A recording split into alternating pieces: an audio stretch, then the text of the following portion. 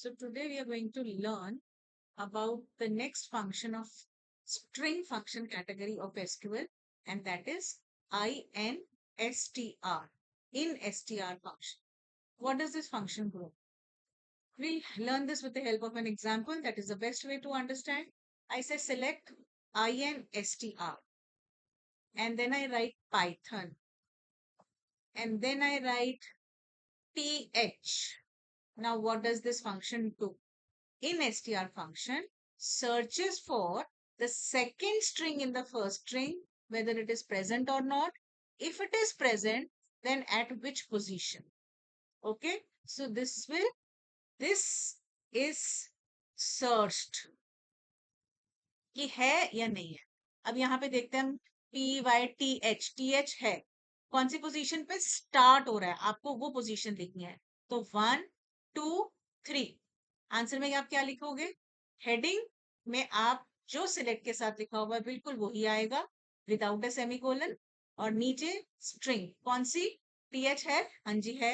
1 2 3 third position पे TH है, तो आंसर होगा आपका 3. एक और एग्जांपल लेते हैं. सो सेलेक्ट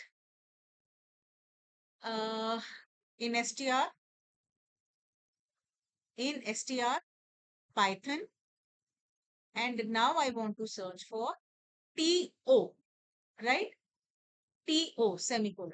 अब आपको देखना है ये to स्ट्रिंग में है कि नहीं है, लेकिन to साथ में नहीं है. टी यहाँ पर है, ओ यहाँ पर है, तो इसका आंसर क्या आएगा? Nothing, right?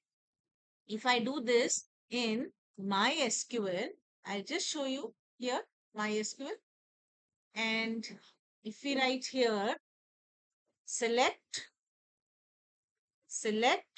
in str python, to. क्या ढूंढ रहे हैं हम? पाइथन में to ढूंढ रहे हैं. Python n is missing, let us write n. and to को ढूंढना है, we close it, semicolon.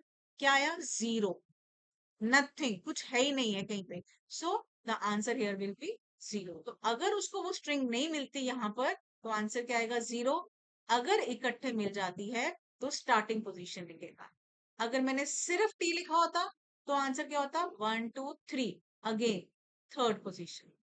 If I relate this command to the table, select in str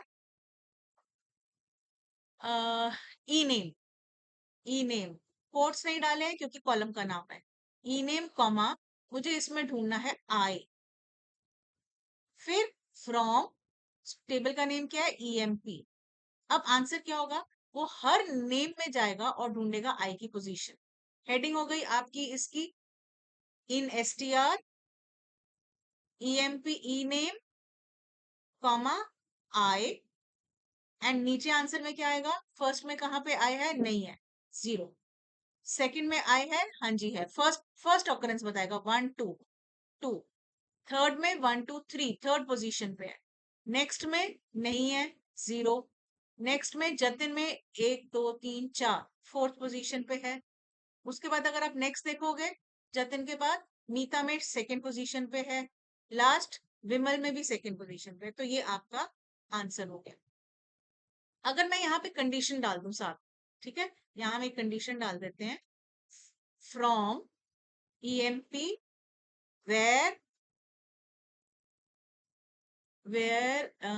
table को देखते हैं हम, ये रहा, where job equals to clerk and salary equals to 6000. ठीक है, सबसे पहले कंडीशन पे जाना ऑलवेज. क्लर्क का है एक ये रहा और एक ये रहा, लेकिन उसमें कंडीशन दूसरी भी है, and salary should be equal to 6000. इसकी सैलरी 5000 है, ये नहीं लेंगे. इसकी सैलरी 6000, हम ये लेंगे. इसमें से क्या डिस्प्ले करना है? ये डिस्प्ले करना है. ई नेम में आई की पोजीशन 2 है, तो आंसर में आप क्या लिखोगे? आंसर में आप ऐसे लिखेंगे, इन str सिलेक्ट में से उठाना है आपको, ई नेम कॉमा आई